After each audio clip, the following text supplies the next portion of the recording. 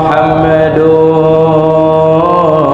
سيد الكونين والثقلين والفريقين من عرب ومن عجم يا رب بالمصطفى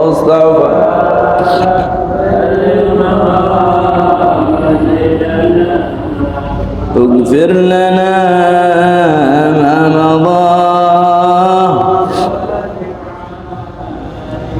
نبينا الأمير الناهي فلا أحد أبر في قول لا منه ولا نعم يا رب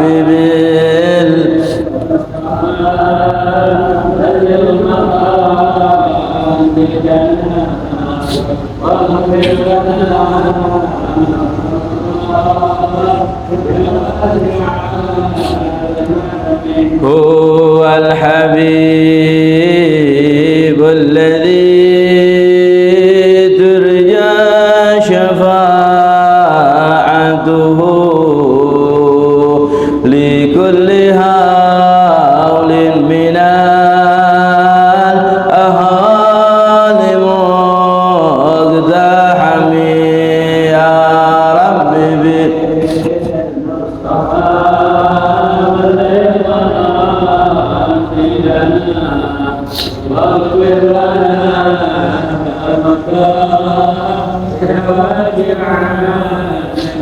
واغفر إلهي لكل المسلمين بما يتلون في المسجد الأقصى وفي الحرم يا رب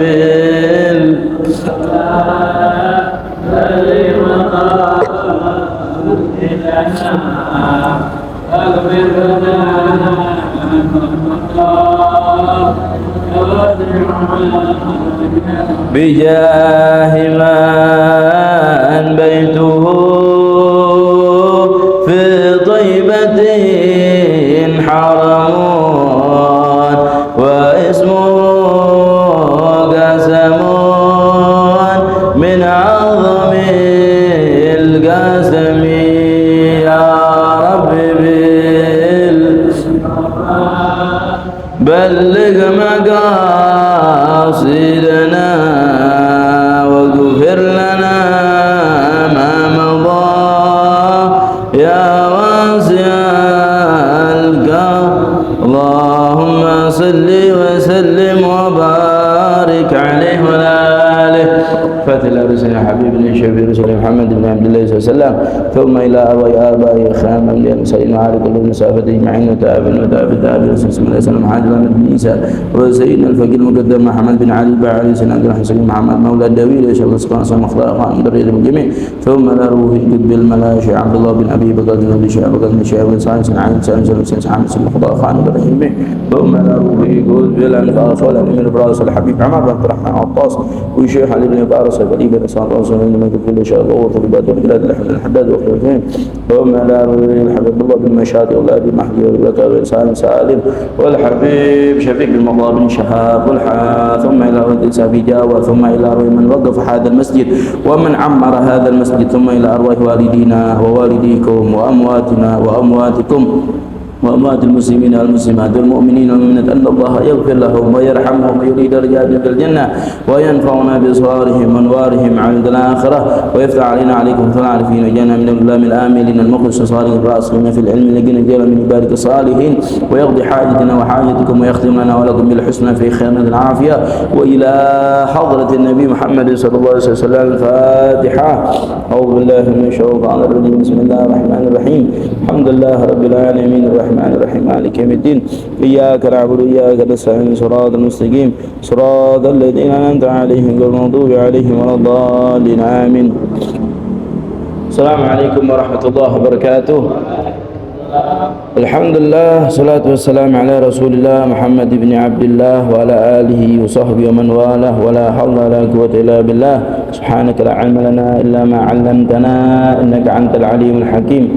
Rabbi shrah li sadri wa yassir li amri wahlul 'uqdatam min lisani yafqahu qawli wa saddid lisani wahdi qalbi bihaqqi Muhammadin sallallahu alaihi wasallam. Allahumma arzuqna fahman nabiyyin wa hifdzal mursalin suratil hamam malaikatil muqarrabin. Allahumma aghnina bil ilmi wa zayyina بالحلم وأكرمنا بالتقوى وجملنا بالعافية يا أرحم الراحمين يا أرحم الراحمين يا أرحم الراحمين. نوينا تعلم وتعليم والتذكر والتذكير والنفع والانتفاع والإفادة والاستفادة والحث على تمسك بكتاب الله تعالى وسنة على رسوله والدعاء على الهدى ودلالة الخير وابتغاء مرضاته وقرب ثواب وتعالى. نوينا كما أسلفنا صالحون ولا ما نوى مشايخ الكرام. اللهم ادخل نياتنا في نياتهم وأعمالنا في أعمالهم وطاعتنا في طاعتهم وارزقنا محبتهم ويتوفانا على ملتهم ويحشرنا في زمرتهم آمين آمين يا رب العالمين. Alhamdulillah, segala puja-puji syukur kita kehadirat Allah Subhanahu wa taala yang telah memberikan kita semua nikmat iman, Islam serta taufik dan hidayah sehingga kita dimudahkan oleh Allah Subhanahu wa taala untuk melangkahkan kaki kita dari rumah sampai tempat yang mulia ini di dalam mengkaji daripada ilmu tasawuf dari Imam Al-Habib Abdullah bin Alwi Al-Haddad. Alhamdulillah, ya, sekarang kita masuk daripada pembahasan amal ma'ruf nahi munkar. Qala Syekh Al-Mu'allif rahimahullah ta'ala wa ada man afa bi wa bi ilmi fi darin amin radhiyallahu ankum wa alam anna al-ma'siyah idza satarta lam tadur illa murtakibuha fa idza dhaharat wa lam taghayyar amma dararuha wa alayka idza tafahasha dhuhurul ma'asi wal munkarat fi mawdi'i anta bihi wa ayista min qabulil haqq wa aysat min qabulil haqq bil uzlah fa inna fiha salamah wa bil hijrah ila mawdin akhar wa hiya awla fa innal adhab idza nazala ala mawdi'in ya ummul khabith wat tayyib wa yakunu lil mu'min alladhi lam yakhsur fi nusrati dinillah kafaratan wa rahmatan wa li ghairihi 'iqaban wa nikmatan wallahu a'lam. Qala Syekh Al-Mu'allif ya Al-Habib Abdullah bin Haddad setelah menjelaskan kepada kita semua masalah amal ma'ruf nahi munkar dan masalah bagaimana hukum orang yang sering mencari-cari kesalahan orang lain, tajassus, mata-matain orang, demen banget nyari aib orang, ya, dia melakukan apa kita perhatiin, segala kejelekan-kejelekan dia kita cari-cari. Apa katanya? Dikatakan oleh Rasulullah, man tatabba aurata akhihil muslim tatabba Allahu auratahu hatta yafdahu walau fi jawfi baitih. Barang siapa yang suka memata-matai seorang muslim, saudaranya yang muslim, maka Allah akan memata-matai dia. Kemudian apa? Hatta yafdahu katanya.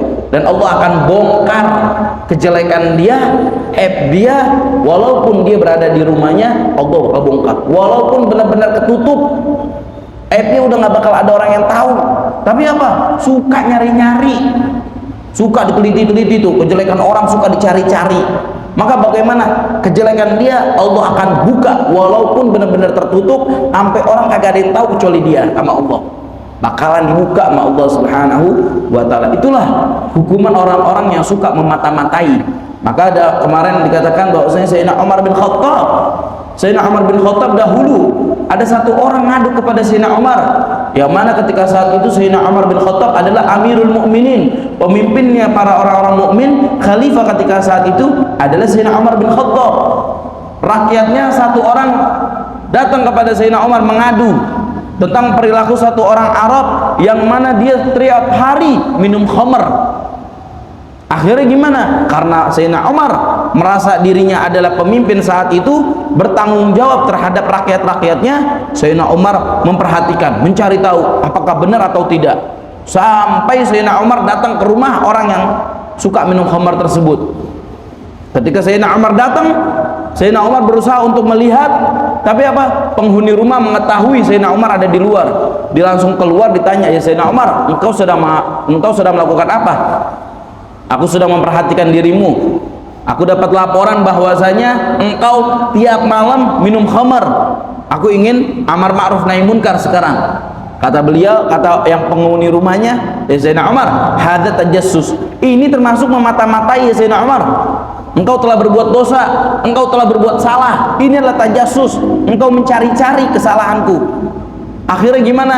Sayyidina Umar mengakui. Akhirnya Sayyidina Umar kembali ke rumahnya. Sayyidina Umar bin Khattab, pemimpin saat itu yang merasa dirinya bertanggung jawab terhadap rakyatnya. Akhirnya gimana? Sayyidina Umar berusaha pengen lihat, tapi dikatakan tajassus, termasuk memata-matai. Dan Sayyidina Umar memahami, iya ini berarti tajassus. Akhirnya Sayyidina Umar taruh tahu, Sayyidina Umar pergi dari tempat tersebut, tidak melihat lagi, ya nggak diperhatiin lagi. Begitulah maksudnya kemarin Imam Haddad menjelaskan kepada kita semua, alaika amar ma'ruf nahi munkar. Hendaknya setiap muslim itu amar ma'ruf nahi munkar, perintahkan kepada suatu hal yang baik dan cegah daripada keperbuatan maksiat. Maksudnya gimana? Apakah kita mencari-cari? Tidak. Apabila ada kemungkaran yang kita lihat, langsung kita cegah. Bisa gak kita cegah? Kita cegah bil kalam, bil fi'il. Kalau bisa dengan perkataan, dengan nasihat, nasihatin, dinasehatin, dikasih tahu, ditakut-takutin. Kagak mempan juga bil fi'il dengan cara apa? Apakah langsung dipukul? Tidak. Ya, kalau misalkan ada orang lagi minum khamarnya, minuman kerasnya kita ambil, kita banting, kita tumpahin. Begitu, bukan dengan cara mukulin orangnya, bukan hal seperti itu. Ada orang lagi zina segala macam, bukan kita pukulin orangnya, tapi kita berusaha untuk misahin agar tidak terjadi. Ada orang buka-buka aurat, kita ambil sorban, kita ambil atau pakaian untuk menutupi auratnya dia. Begitu caranya. Ya, di dalam yang namanya nahi munkar, bukan yang namanya kita menindaki mereka, bukan dengan cara kita pukulin mereka dan segala macam, bukan. Begitulah caranya namanya nahi munkar. Ya, maka dikatakan sekarang pembahasan wa'lam, dan ketahuilah annal maksiyah idza satarta lam tadur. Kalau engkau berbuat maksiat, ya, ada maksiat, tapi bagaimana? Tertutup. Maksiat tersebut sering dilakuin, tapi tertutup, kagak ada orang yang tahu. Maka bagaimana? Lam tadur illa murtakibuha. Nggak bakalan mudarat, nggak bakal yang namanya timbul suatu hal yang jelek, kecuali terhadap siapa? Kecuali terhadap orang yang ngelakuin. Jadi kalau ada orang maksiat, lebih bagus apa? Sir, diam-diam, ngumpet-ngumpet. Kenapa? Lebih bagus kayak gitu. Kalau dia maksiat ngumpet-ngumpet, yang bakalan kena dosa, yang kena bala cuma dia doang. Orang-orang mukmin yang lain kagak tahu ada maksiat, ternyata di situ nggak tahu. Kenapa? Dia maksiatnya diam-diam. Maka kata Imam Haddad, lam tadur illa murtakibuha. Nggak bakalan kena musibah, nggak bakalan menimbulkan suatu hal yang jelek, kecuali siapa? Kecuali orang yang melakukan maksiat tersebut. Kemudian fa idza dhaharat, apabila sekarang maksiatnya nampak, maksiat sekarang naudzubillah nampak banget di hadapan kita, orang pada buka-bukaan aurat tiap hari lewat, laki-laki perempuan yang bukan mahram, ya, mereka berdua-duaan, pegang-pegangan. Berapa banyak maksiat sekarang? Maka bagaimana? Fa idza dhaharat, kalau maksiat tersebut telah nampak, walam taghayyar, maksiat tersebut kagak ada yang namanya menegur, kagak ada yang negor, kagak ada yang mengubah maksiat tersebut, ya, maka bagaimana? Katanya amma dhararuha, kebahayaannya, keburukannya sekarang menyebar, bukan terhadap orang yang melakukan maksiat doang, tetapi setiap orang yang melihat tetapi dia diam, dia juga kena. Di kampung kita, mudah-mudahan jangan sampai ada, misalkan ada di satu kampung ada orang maksiat tiap hari minum khamar, minum khamarnya di gang, minum minuman keras di gang tiap hari, kita lihat tapi kita diam. Maka bagaimana? Yang kena dosa bukan dia doang, tapi siapa? Kita juga kena dosa. Kenapa kita diam? Kenapa kita nggak mencegah? Kemudian semua orang kampung tersebut bakalan jadi kena musibah. Apabila Allah menurunkan bala, semuanya kena. Bukan cuma dia dong yang ngelakuin maksiat, kita juga kena. Maka oleh karena itu lebih bagus ya kalau kita, ya Allah, kita masih suka ngelakuin maksiat, kita masih demen yang namanya maksiat kepada Allah, melakukan suatu hal yang diharamkan sama Allah, kita masih suka. Maka bagaimana? Ngumpet-ngumpet, jangan terang-terangan. Maka dikatakan dosa paling besar adalah dosa apa? Dosa orang yang bangga dengan keburukannya dia, bangga dengan kesalahannya dia. Nanti tahu gak? Dulu anak orang yang paling bandel, anak zina udah, minum khamar udah, alhamdulillah min dzalik. Dia bangga. Berapa banyak diantara kita membangga-banggakan dosanya dia? Berapa banyak diantara kita bangga-bangga terhadap kesalahannya dia? Allah udah nutupin, malah dibangga-banggain. Ini dosa, termasuk dosa paling besar. Kecuali kalau dia niat menyebutkan dosa-dosa yang dulu pernah dilakuin sama dia, tujuannya apa? Tujuannya untuk menyesal. Anak nyesal dulu anak begini, ente nih mumpung masih pada muda, jangan pada lakuin dosa kayak anak. Maka bagaimana? Tak apa-apa. Ibroh, pelajaran terhadap yang muda agar tidak terjerumus, tidak jatuh terhadap kesalahan yang udah pernah dilakuin sama orang lain. Kalau kayak gitu nggak apa-apa. Tapi kalau dia bangga-bangga, oh anak mah dulu masih muda, wah semua cewek di kampung semuanya anak pacarin. Alhamdulillah. Anak dulu masih muda, itu tuh gang tuh, wah dulu mah tempat nongkrong kita di situ. Dulu kita di situ tuh sama teman-teman pada minum di situ. Waduh, dia bangga. Maka bagaimana? Itu termasuk daripada dosa paling besar. Jangan bangga terhadap maksiat. Na'udzubillah min dzalik. Tapi kalau li'ibrah, untuk pelajaran agar orang lain tidak melakukannya, maka diperbolehkan. Wa 'alaika, Imam Haddad, dan hendaknya terhadapmu idza tafa'asha dhuhurul ma'asi wal munkarat fi maudin anta bihi wa aisat min qabulil haqq, kata Imam Haddad, apabila sekarang maksiat nampak banget, dhuhurul ma'asi, maksiat sekarang udah nampak, wal munkarat, segala hal yang dilarang sama Allah banyak orang yang ngelakuin, fi maudi anta fihi, katanya di tempat tinggal kita tinggal di satu kampung, di kampung kita banyak orang maksiatnya sekarang terang-terangan, kagak ada yang negor, lah Pak RT, wala ustadz di situ, wala Pak RW, wala warga-warganya, kagak ada yang negor sama sekali. Kemudian kita nasihatin, kita yang tinggal di situ, kita berusaha diri kita untuk nasihatin, berusaha untuk negor. Tapi bagaimana? Aisat min gobulil haq, putus asa, nggak bakalan ada orang mau dengerin. Kita ngomong apa kagak bakal ada yang dengerin. Kita mah orang biasa. Maka bagaimana tuh? Kita tinggal di kampung kita maksiat banyak banget, udah pada semarak maksiat. Orang-orang semua pada diem, kita berusaha untuk yang namanya nasihat, kita berusaha untuk menindak, atau ada orang lain berusaha untuk menindak. Kemudian gimana? Kagak berubah juga. Aisat min gobulil haq, putus asa, udah nggak bakal diterima sama orang. Banyak berapa orang yang negor kagak diterima juga. Apa kata Imam Haddad? Apa yang harus kita lakukan? Galal Imam Haddad, bil uzlah. Kalau udah seperti ini, uzlah, menyendiri lebih bagus. Jadi jangan yang namanya kita keluar-keluar, udah menyendiri di dalam rumah. Bil uzlah fa inna fiha salamah. Karena dengan cara kita menyendiri di dalam rumah, kita nggak keluar-keluar lihat maksiat yang begitu banyak, maka bil uzlah fa inna fiha salama. Dengan cara kita uzlah, itulah cara agar kita selamat daripada dosa, agar kita selamat daripada segala macam bahaya dan musibah. Jadi kalau ada maksiat, udah ditegur kagak ngefek-ngefek juga, kagak didengerin juga, udah uzlah dahulu. Banyak as-salafun sholihun mereka uzlah, mereka udah nggak mau yang namanya dengan melihat kehidupan dunia. Maka ngapain mereka uzlah? Mereka menyendiri, tiap hari kerjaan mereka ibadah kepada Allah.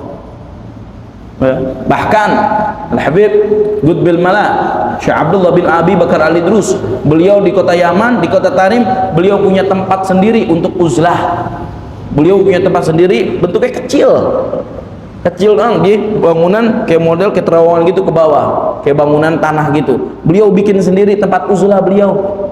Selama beberapa puluh tahun beliau uzlah di situ.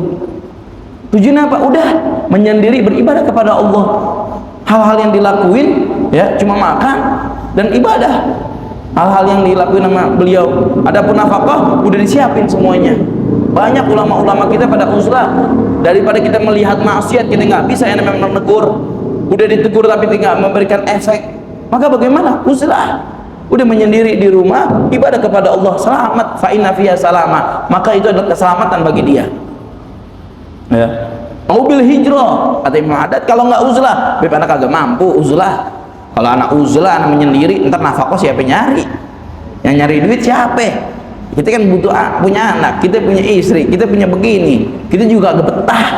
Uzlah mulu di dalam rumah kagak betah, kagak demen. Ya, tiap hari cuma di dalam rumah mulu ngedekem sampai nelor, nggak bisa gitu. Maka bagaimana? Pilihan yang kedua, apa itu? Hijrah ila maudhin akhar. Pindah. Jangan tinggal di situ lagi, pindah. Cari tempat yang bagus. Wahya aula, dan itulah pilihan yang terbagus kata Imam Haddad. Jadi kalau ada kita tinggal di satu kampung, ini kampung banyak banget maksiatnya. Naudzubillah min dzalik, udah ditegur, kagak ngefek-ngefek juga, nggak berubah-berubah juga. Aisyah bin Qabulil Haq, percuma dah, nggak bakal diterima, nggak bakal ada yang bisa ngubah. Maka bagaimana? Uzlah. Pilihannya ada dua. Yang pertama uzlah, kita menyendiri, kita diam, nggak usah yang namanya keluar-keluar. Fa inna fiha salama, itulah adalah keselamatan kata Imam Haddad. Yang kedua, kalau nggak mau uzlah, ya, maka bagaimana lebih bagusnya? Al hijrah ila maudhin akhar, pindah dari itu kampung. Wahya aula, dan itu adalah pilihan yang paling bagus kata Imam Haddad. Lebih bagus kita pindah. Maka dikatakan ya, sebelum kita mencari rumah, aljar gebledar, tetangga dulu baru rumah. Kita pengen tinggal di suatu tempat, kita pengen tinggal nih, pengen beli rumah atau pengen ngontrak, maka bagaimana? Aljar gebledar, kita cari tetangga kita orang khair nggak? Oh ternyata alhamdulillah, ini di kampung daerah sini nih, daerah Rancok, masya Allah, orangnya pada rajin ibadah, dikit-dikit maulid, setiap malam ada pengajian, malam Senin pengajian, malam Selasa pengajian, malam Rabu pengajian, malam Kamis pengajian, ada pengajian. Kalau lagi giliran maulid, banyak anak mudanya pada gerak, alhamdulillah. Maka bagaimana? Cari rumah di situ. Tapi kalau misalkan daerahnya, ya Allah, pengajian kagak ada, masjid musola pada sepi, kagak ada yang sholat di masjid. Yang sholat di masjid di musola cuma satu doang, siapa? Marbot doang yang sholat. Dia yang azan, dia yang qomat, dia yang sholat. Ya Allah, dia doang satu. Maka bagaimana? Waduh, pikir-pikir dulu. Mampu gak kita makmurin tuh kampung? Kalau kita mampu, kita punya kekuatan, punya basic yang bagus, kita datang di situ, kita makmurin tuh kampung. Bisa gak? Kalau kagak mampu, jangan dah. Ya, aljar qabladar, cari tetangga yang masya Allah, yang enak, yang baik, yang rajin ibadah sebelum cari rumah. Jadi katakan seperti itu.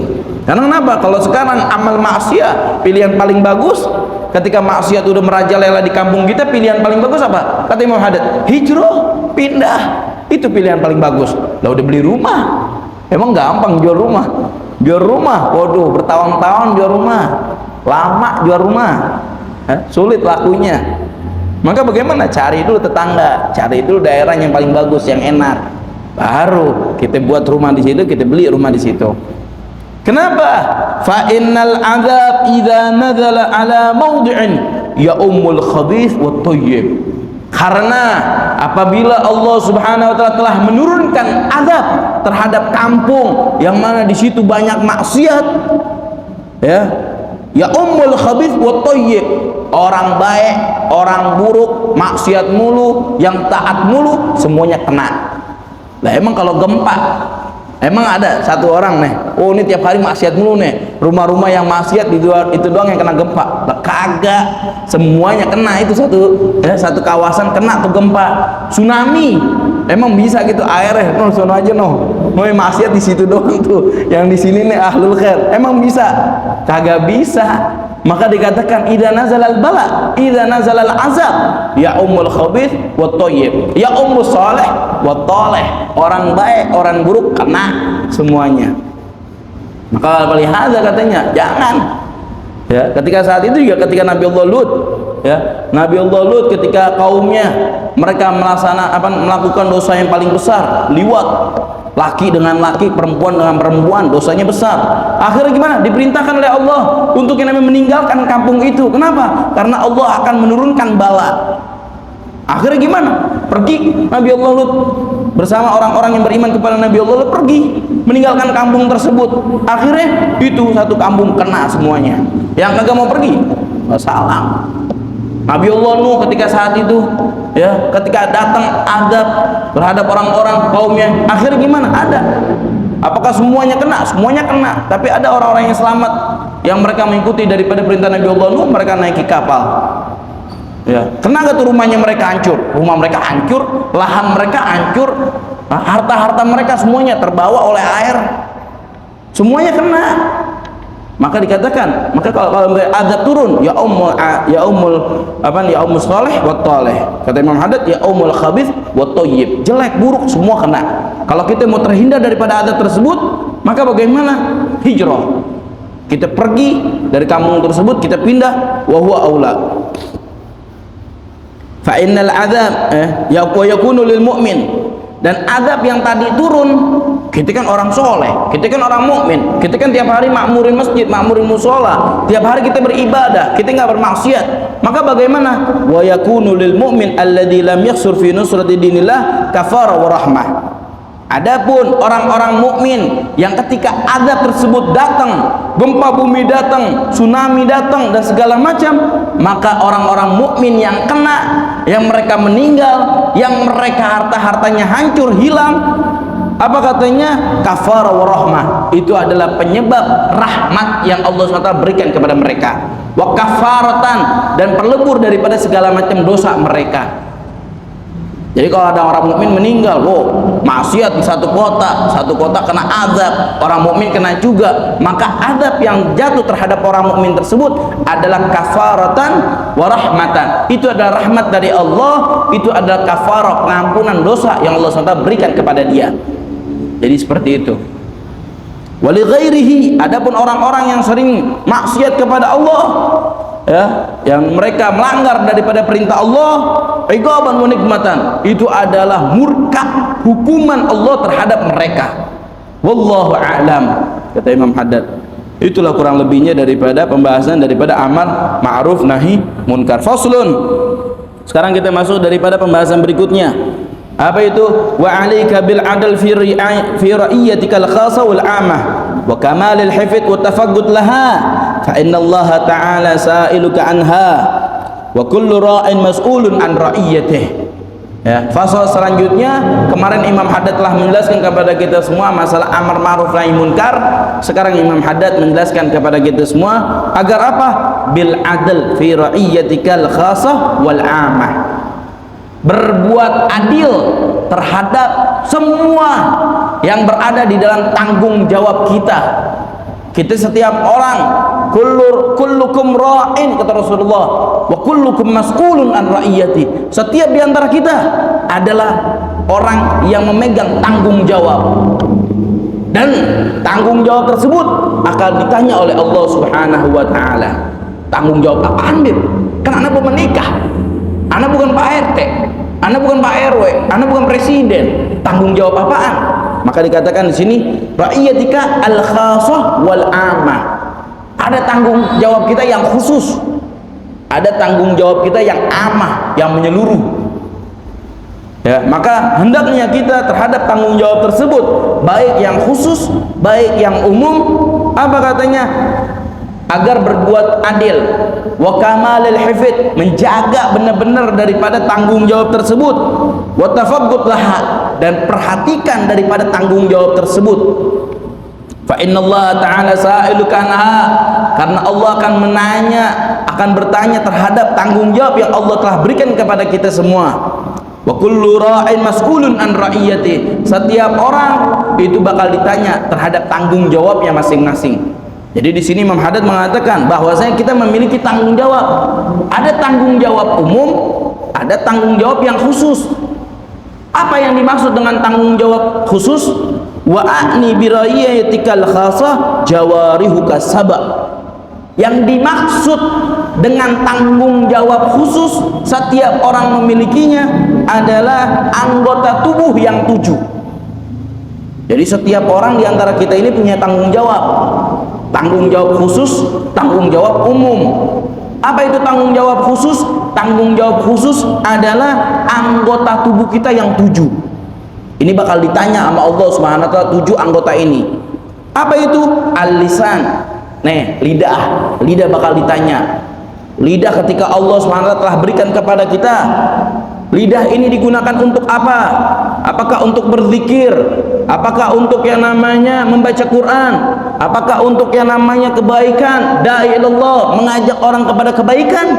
Atau untuk bermaksiat kepada Allah, mencaci maki, gibahin orang? Naudzubillah min dzalik. Apakah kita gunakan seperti itu? Maka lidah adalah pemberian tanggung jawab yang Allah SWT berikan kepada kita semua, dan lidah tersebut akan ditanya oleh Allah Subhanahu wa taala. Al-yauma nakhtimu ala afwahim wa tukallimuna aydihim wa tashhadu arjuluhum bima kanu yaksibun. Pada hari tersebut lidah-lidah mereka, mulut mereka bakal ditutup oleh Allah Subhanahu wa taala. Tangan mereka akan berbicara, kaki mereka akan bersyahadah, menjadi saksi terhadap apa yang mereka lakukan di dunia ini. Naudzubillah min dzalik. Kita bakal ditanya semuanya nih. Lidah kita bakal ditutup sama Allah nih. Mulut bakal ditutup. Nggak bisa yang namanya kita berbohong lagi. Allah bakal tanya setiap apa yang kita lakukan selama di dunia. Siapa yang akan berbicara? Tangan. Tangan akan berbicara. Kaki akan menjadi saksi. Semua anggota tubuh kita semua bakal menjadi saksi nanti kelak kita di yaumil qiyamah oleh Allah Subhanahu wa taala. Di hari kiamat Allah akan bertanya semua anggota tubuh kita ini, sehingga tidak ada orang yang mampu untuk berbohong di pengadilan Allah Subhanahu wa taala. Nasallallahu alaihi wal afiyah. Mudah-mudahan kita minta sama Allah yang namanya pengampunan dosa dan keselamatan ketika saat itu. Sholihun menganjurkan kepada kita semua, dikit lagi nih, hari Kamis, hari Jumat. Apa yang dilakukan ketika hari Kamis, ketika hari Jumat? Disunahkan untuk kita memotong kuku. Setelah memotong kuku, jangan lupa kukunya dikumpulin, kemudian dikubur. Ketika dikubur, kita niat, ishadu ayyuhal adhafir anni asyhadu an la ilaha illallah wa anna muhammadar rasulullah. Wahai kuku yang aku kubur sekarang, bersaksilah kalian bahwasanya aku adalah orang yang bersaksi tiada Tuhan selain Allah dan Nabi Muhammad adalah utusan Allah. Karena dikatakan dalam hadis, man kana fi qalbihi mithqala dzarratin min qauli la ilaha illallah muhammadar rasulullah dakhalal jannah. Barang siapa yang ada di dalam hatinya walaupun seberat biji atom, atom kecil, atom adalah suatu hal yang nggak bisa dibagi-bagi lagi, walaupun cuma sebesar atom doang katanya, qaul la ilaha illallah muhammadar rasulullah dakhalal jannah, maka bakal masuk surga dia.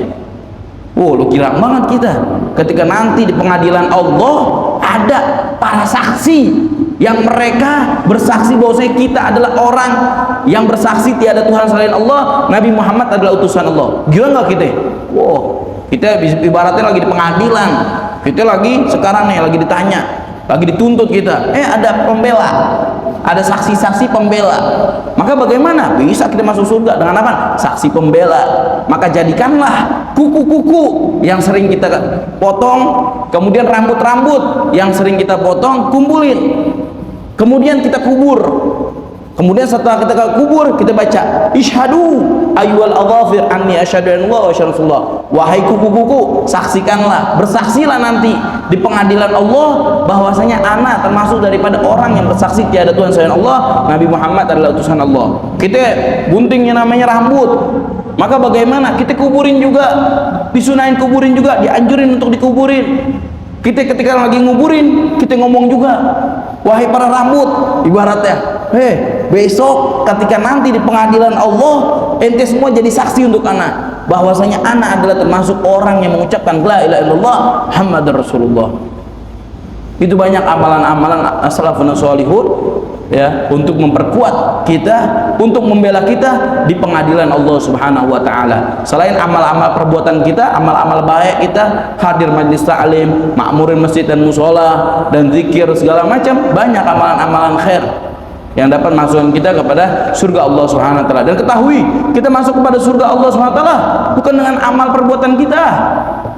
Hakikatnya amal perbuatan ini nggak bakalan bisa yang namanya masukin, oh kita orang khair, tiap hari kita ibadah, tiap hari kita sholat, yang azan di masjid anak, yang imam jadi masjid anak, yang ngajak orang khair anak. Apakah bisa dengan amal-amal perbuatan kita masuk surga? Belum. Udkhulul jannata birahmati. Masuklah kalian ke dalam surga dengan rahmat Allah, bukan amal perbuatan kita. Adapun amal perbuatan kita, ya Allah, berapa banyak amal perbuatan kita yang kita lakuin kagak ada sifat ikhlas, kagak ada yang namanya sifat ya, semuanya sifat-sifat jelek semua. Kita beribadah kepada Allah semata-mata, banyak penyakit-penyakit hati, riya, kibir, ujub, hasud, semuanya ada penyakit-penyakit hati di dalam diri kita. Apakah pantas setiap amal sholat nih bakal naik ke langit? Di langit tersebut 7 lapis, setiap pintu langit ada malaikatnya masing-masing. Pintu langit ada yang ngoreksi bagian ikhlas, ada yang ngoreksi bagian yang namanya sifat kibir, ada yang ngoreksi bagian segala macam. Apabila langit pertama kagak lolos, dibalikin lagi amal perbuatan kita. Langit kedua, begitu terus sampai 7 lapis langit. Mudah-mudahan semua amal kita diterima sama Allah. Allah SWT berikan taufik kepada kita semua untuk yang namanya mengerjakan amal khair, dan Allah SWT jauhkan kita dari segala macam maksiat, dan Allah SWT berikan kesehatan dan rezeki yang berkah dan banyak kepada kita semua. Allahumma hadina bihudak waj'alna mimman yusari fi ridak wa la tuwallina waliyan siwak wa la taj'alna mimman khalafa amraka wa 'asak wa hasbunallahu ni'mal wakil wa la hawla wa la quwwata illa billah. Sallallahu ala sayyidina Muhammadin nabiyyi sallallahu alhamdulillahi rabbil alamin.